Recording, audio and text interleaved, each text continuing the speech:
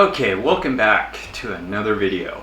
So, decided to dress up for this one, it being Thanksgiving and the time period of this film, or for this video. Anyways, fencing. We've all seen it, we've all heard of it. Different channels on YouTube talk about fencing in different forms, which is fine because that's basically what you're doing. Now,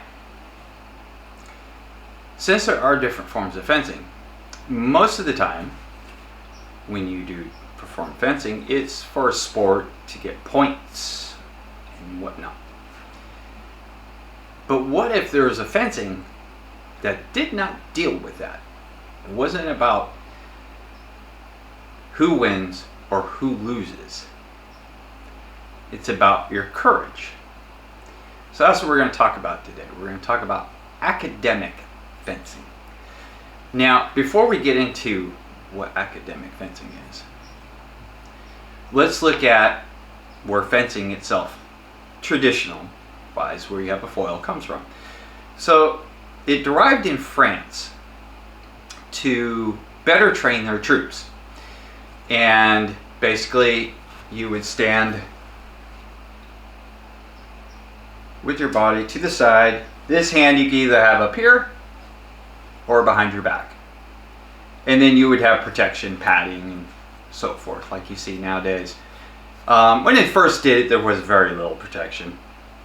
But it was to train their troops to better fight on the battlefield. So with the foil or a saber. Now, and then it just developed from there. And then into an Olympic sport.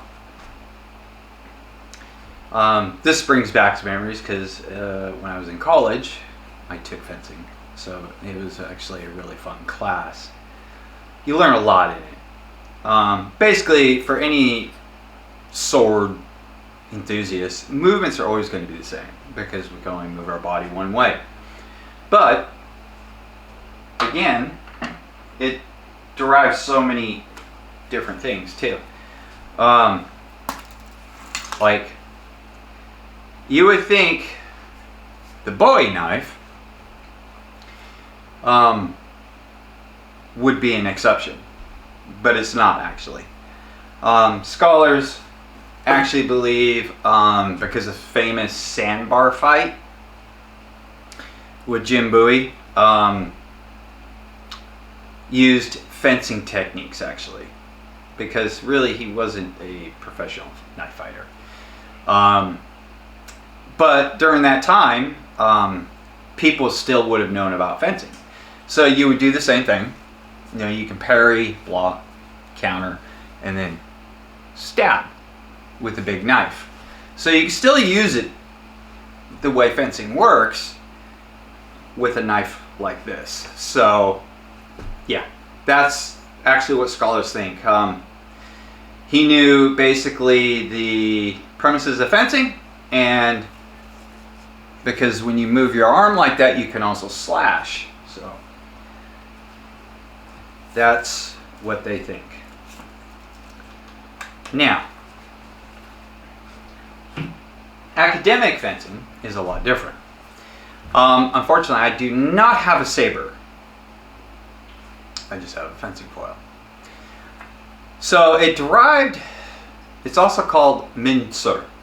It's a German name. It means distance. So your opponent's at arm's length. And normally, this derived about the 16th, 17th centuries when they were doing it. It got really popular in the 19th century. And it was actually dangerous in like places like Germany to go to university. Because, well, it was stylish to carry a foil, or a rapier, I should say, excuse me, a rapier, or a saber on your hip when you went to university. But not only that, if you were part of a fraternity, one of those fraternity people could challenge you into a duel. in other words, Mensur. So it was very important for them to make sure they had their sidearm on them. And at first there was no protection because it was like spare of the moment. They would just call you out, you did it right then and there. So you're just wearing your regular clothing. As it developed on, they would wear protection to cover their chest, their neck, and their dueling arm. Sometimes this arm would go in the back. If it wasn't, they had a short padding that would cover their shoulder part. We're going to get into all this, so don't worry. During World War II, it was banned by Hitler, because Hitler did not like aristocrats or basically the educated people, and he banned their Mensurs, illegal. So they did it in secret. So it was still being performed during World War II. Now, how is Mensur performed? Now, the one protection for your face was goggles. Okay, that's what you had to wear. In Germany, they had a nose piece that came off of it to protect your nose. Places like Poland, because it was done in Poland, and all these other countries, Lithuania, Switzerland, and Austria, the nose piece sometimes wasn't present. So, but from what I found out, Germany, a lot of times they had a nose piece on their eye goggles. If you haven't figured out where this is going yet, because of all this other protection, it's pretty obvious that your target is your opponent's face. So, what you would do, face your opponent squared up. And like I always said in my other videos, you never stay squared up unless you absolutely have to or the technique requires it. You always turn your body, because when you do that, it makes for a harder target. But in this, you stand squared up. Like I said, your arm's either down by your side or you can put it behind your back. You take a high stance, like so, and then you go.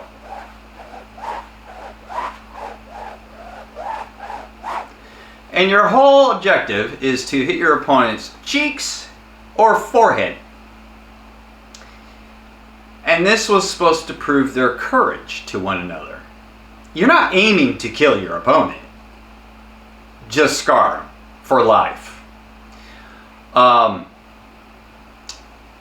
People who dealt in these duels saw those scars as a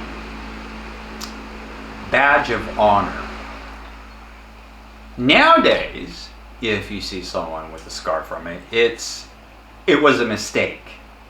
And with technology and the healthcare system and everything, they've improved on lessening scar marks. Back then, it was pretty prudent. My personal feeling on this is I think there's a better way to show your courage than to sit here and go, trying to hit your opponent's face. Hence why the eye goggles. So, it's very, very prevalent. And like I said, from what I can kind of figure, it was kind of dangerous to go to universities. I mean, like I said, anybody could go, I challenge you to Mensur. If you don't have your foil or something on you, or your saber, you're in trouble. And they used a certain type of sword, and it was mainly sabers. So a nice, good, wide blade that basically had a basket hilt. Okay, so it protected your hand. Like I said, they're not aiming to kill you, just scar you.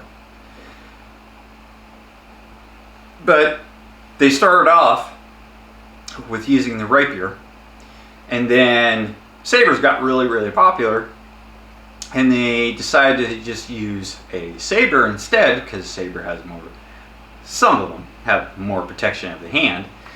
And yeah, so that's what they did to prove their courage. Now, if you flinched when you got cut, you were a coward.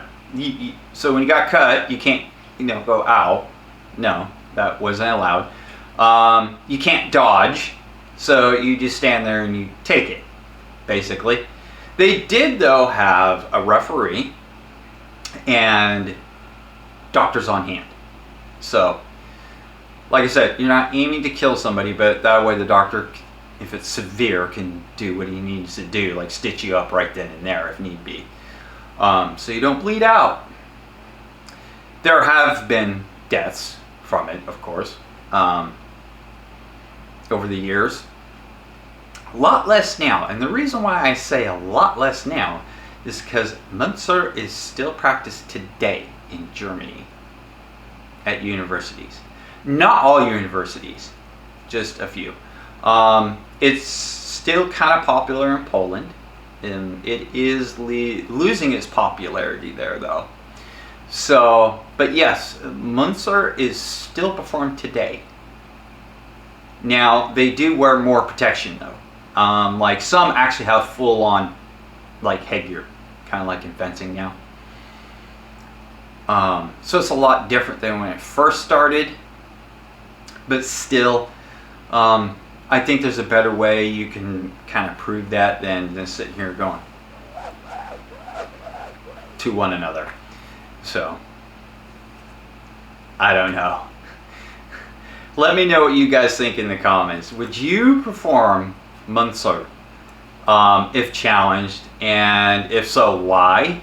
To me, I think it's extremely, one, dangerous, and two, unnecessary, really. If you have to prove yourself like that, you might have an issue. So, that's just my feeling. Yours might be different. But, yeah. Mensur. I mean, it's interesting, don't get me wrong, it's an interesting little read when you start reading about it. But still, no, it's not for me. And I've done dueling, but with protection. So, yeah, I know. Maybe I'm just not that courageous or that stupid. So, thank you for watching, and I will see you all in the next one. Have a good one.